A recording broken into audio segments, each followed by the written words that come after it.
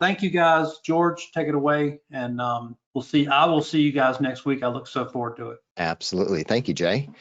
So really, I don't have many updates or user emails except for this is our 10-year anniversary, my husband and I. And so I just want to say congratulations to myself, and I love him very much.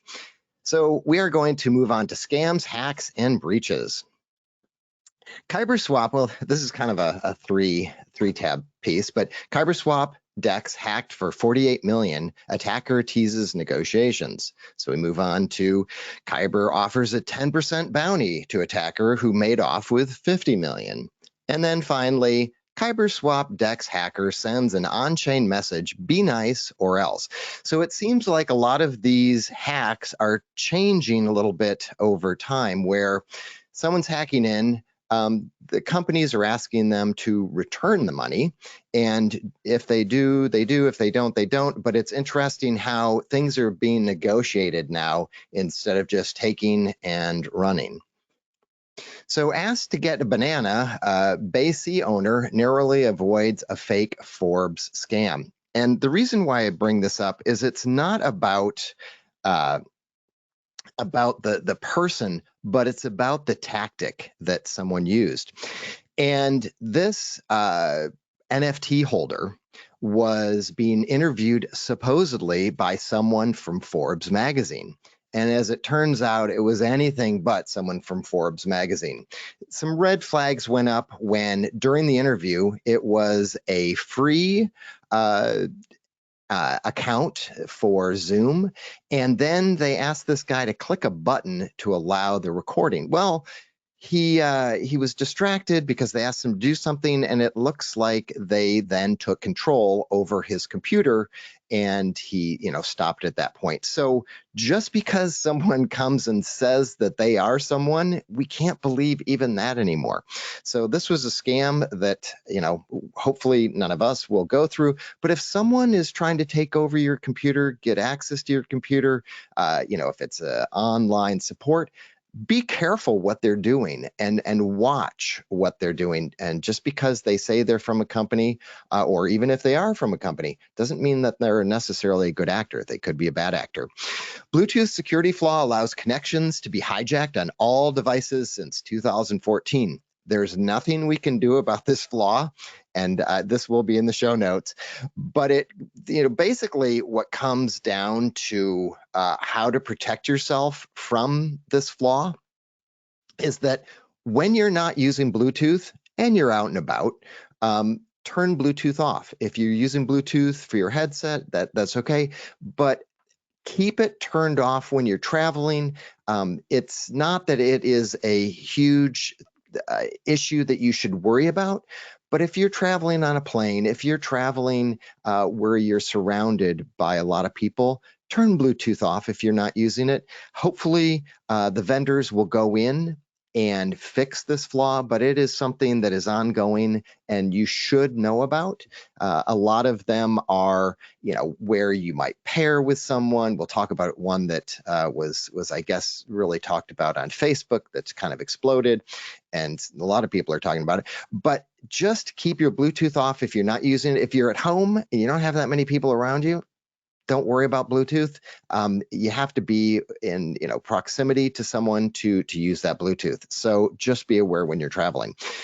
Watch out for these fake Safari and Chrome updates infecting Macs with Amos. And so basically, it's a piece of malware that you do not want on your computer. The latest will get into your crypto files, credit card numbers, and it even can access your iCloud keychain passwords. So remember, be aware, know what you're downloading, because you don't want to have something like this that could compromise many, many things on your computer that you think are safe. So we're going to move on to crypto news.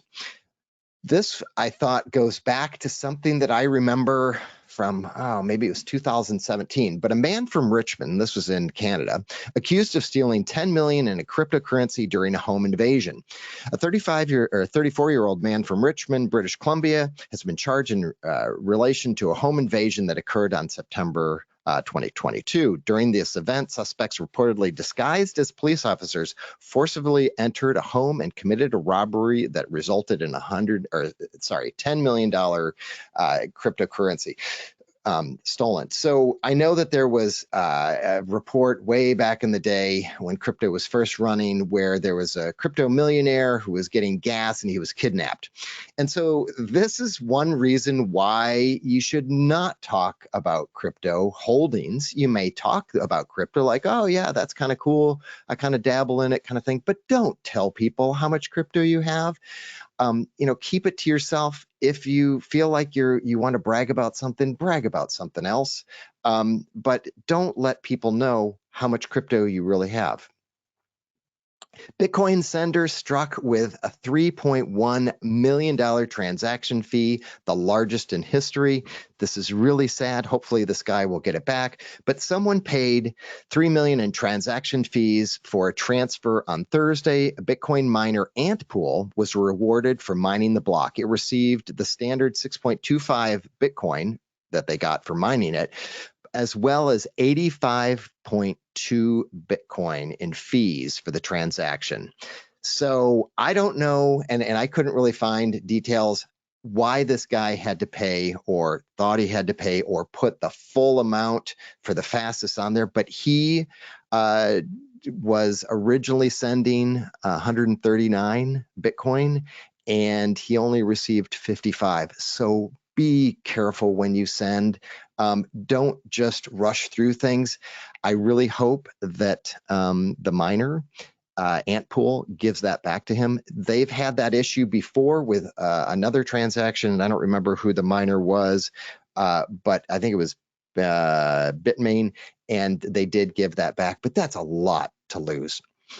Coinbase warns customers about subpoena in apparent CFTC Bybit probe.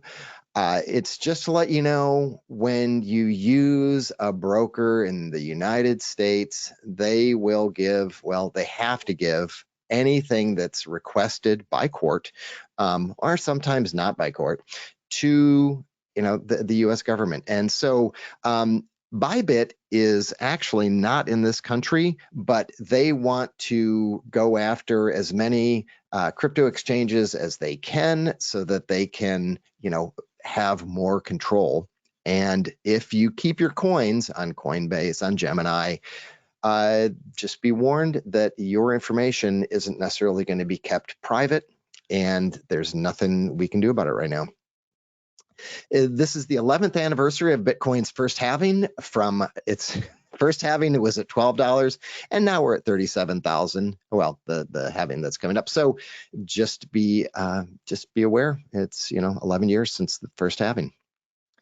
Let's see. Okay, and this one, well, I guess there was a different picture before, but who loves to just dislike Jim Cramer? Jim Cramer admits he was wrong about Bitcoin. I was premature. So, it's the Jim Cramer trade, which is do the opposite of what he has to say. He made money, by the way, during the time when he told people not to invest in Bitcoin. So this is your brain on crypto. Substance abuse grows among crypto traders. According to some addiction experts, the high stress environment of cryptocurrency trading can provide the perfect environment for substance abuse. This is why Jay has continuously said, don't be a trader. Do the long view. You can, but the stress is getting to a lot of people. This, I thought, is really important for people to know about. It kind of goes back to what I've been talking about before, and CZ will have a great explanation. But it looks like if you click on this wallet, I have done this before, and I am no longer going to do it. Let's say you had sent some coins to a wallet and you're like, okay, you know what? I don't want to have to get my Ledger out and go to Ledger Live and get the address that I really need to send. I'm just going to send from a previous address that I've have in my my logs that I'm going to send to that. Well, scammers are watching and looking at your public blockchain, And they are able to, and I haven't done deep enough dive to figure out how they do this, but they look at your addresses, and what I had suggested in the past, I'm going to say no longer is valid. And I was wrong. Well, things have changed, so I was wrong.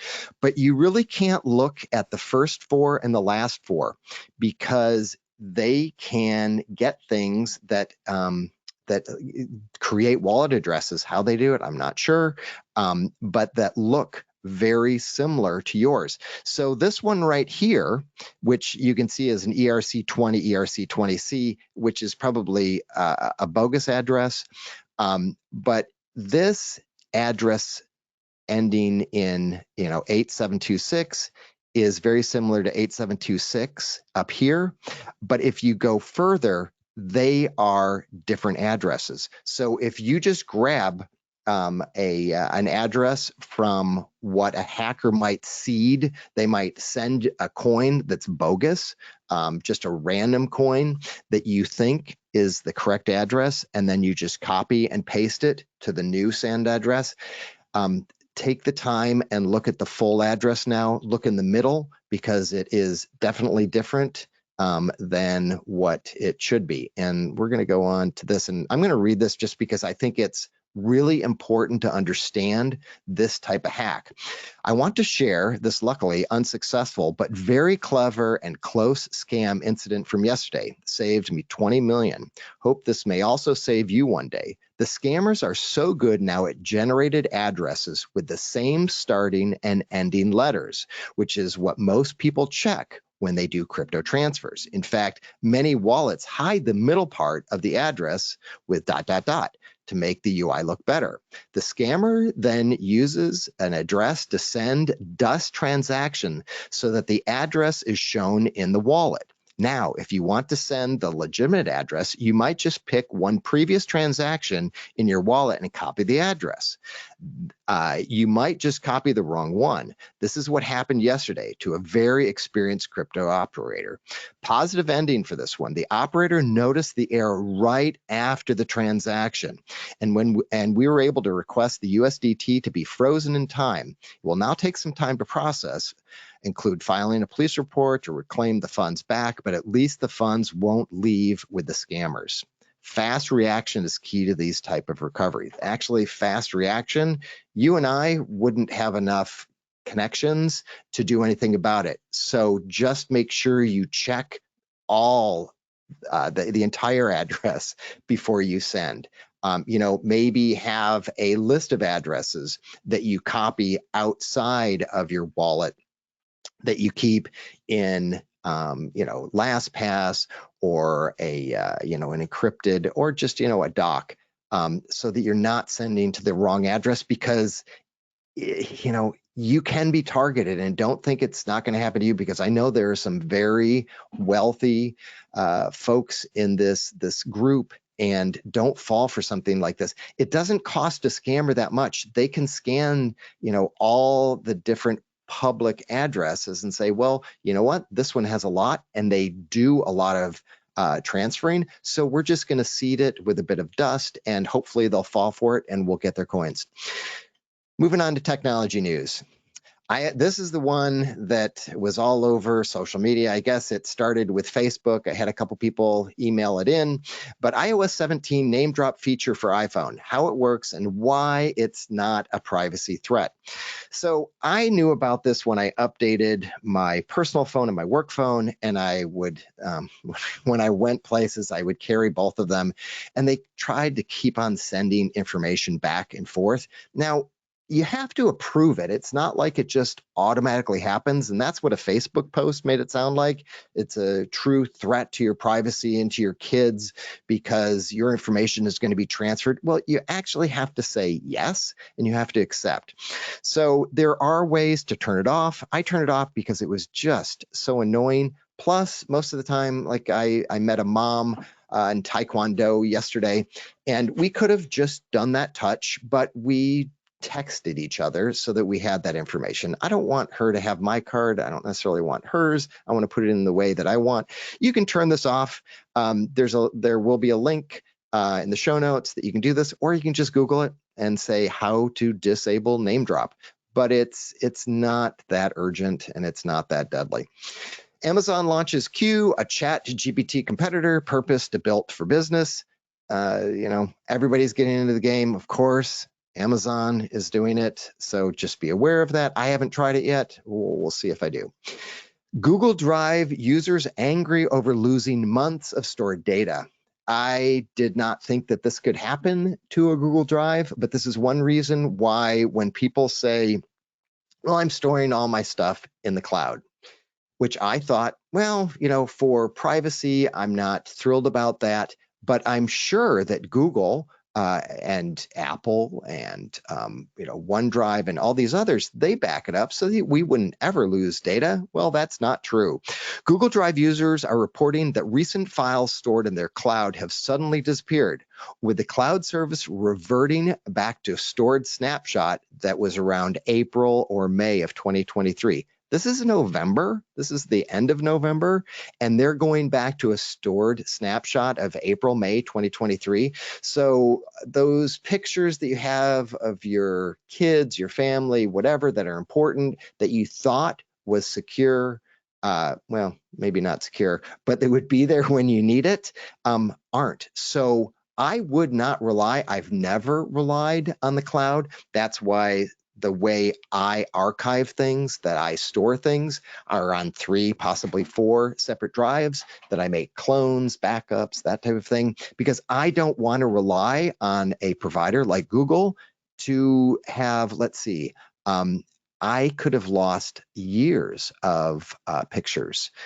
decades of pictures, if I would have relied on them and this happened to me. I don't know if it happened to everybody, but be aware, if you have Google Drive and you're losing things, well, you may have lost, from April, May to present. Atomic Stealer malware strikes Mac OS via fake browser updates. Oh yeah, you know what? I covered that one over there. Sorry, that's what I get. This one I think is important because Google Chrome emergency update fixes 6th zero-day exploits in 2023. And so for all you people that use Chrome, I'm not in love with Chrome. I would go to Brave. I would go to another one. Chrome seems to just take so much information and send it on to Google. But one thing that I did notice, this came out on the 28th. I found this story on the 28th, and I looked at my version of Brave. And the reason why I say this is going to be important to know is that on the 28th, when this came out, I made sure that the version of Chrome on my computer was updated, just in case I use it. I use it for testing. I use it for other things. I don't use it that often.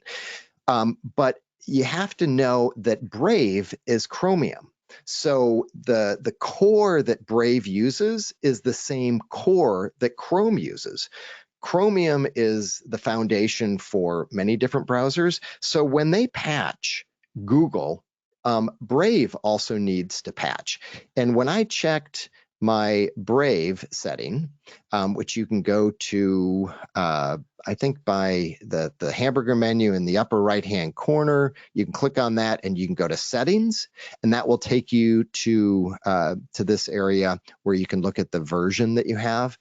And it said that my Brave was up to date, but this number, I can't highlight it because for some reason this may just be an image. It ends in .199. Mine didn't end in .199 until yesterday when I saw that there was an update.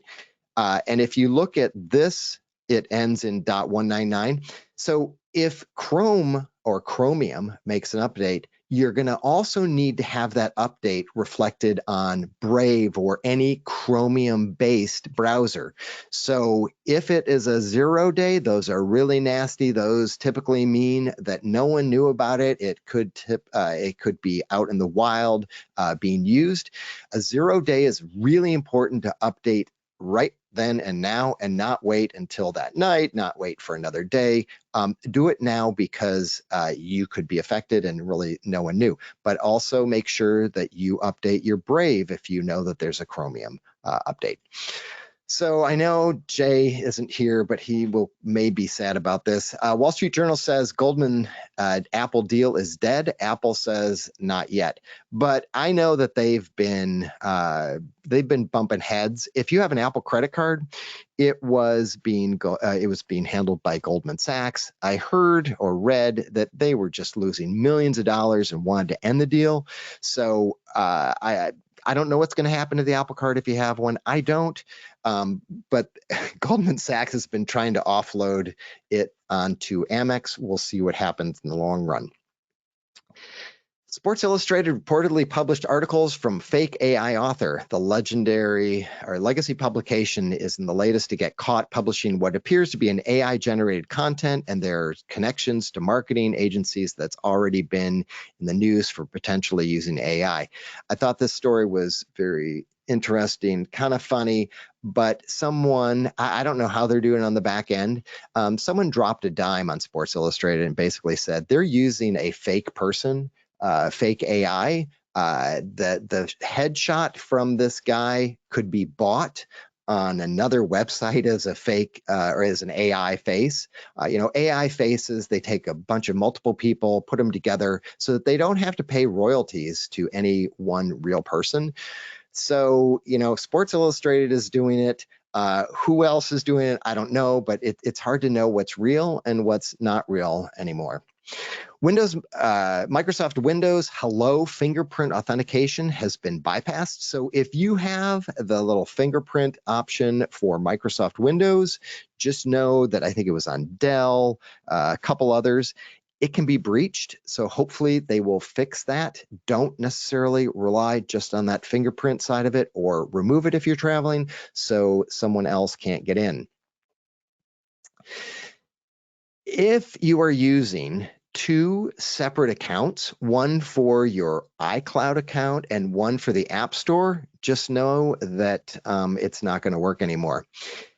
I follow this guy, and they're smart guys. If you use different accounts for iCloud and App Store so that you separate your App Store activities from your iCloud identity, well, I have bad news for you. App analytics requests sent by the App Store, podcast, iTunes Store contains two fields in the headers, iCloud and the App Store. So if you think that you're separating yourself that way, it's not happening. They know that you're doing it.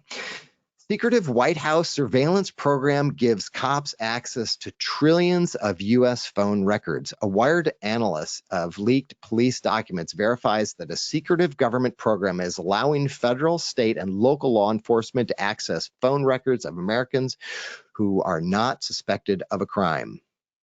Once again, all of our data is shared, which goes back to, I didn't go through all of this, but the question is, can they get communications between like Signal? I would say no. I think they're getting this data from cell phone providers, from the old Ma Bells, and they're gathering it that way. So just know any type of communication that you have is probably being gathered at some point in time.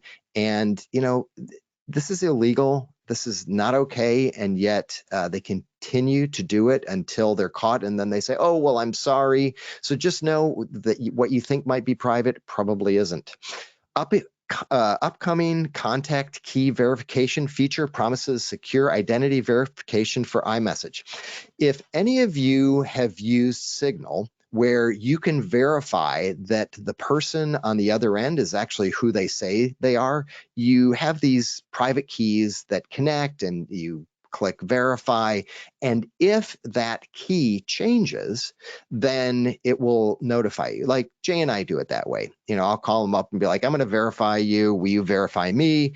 And if it changes, like if we get a new phone, if we, update the app and things have to change too much on that side, well, that key will break and it will say, hey, this is not necessarily the person you think that you're talking to. Well, that is on Signal, and I love that. But they are going to move that to iMessage, so you'll know the other person on the other end is who you think you are. And Jay is calling me. Hold on, guys. Hey, I'm just finishing up.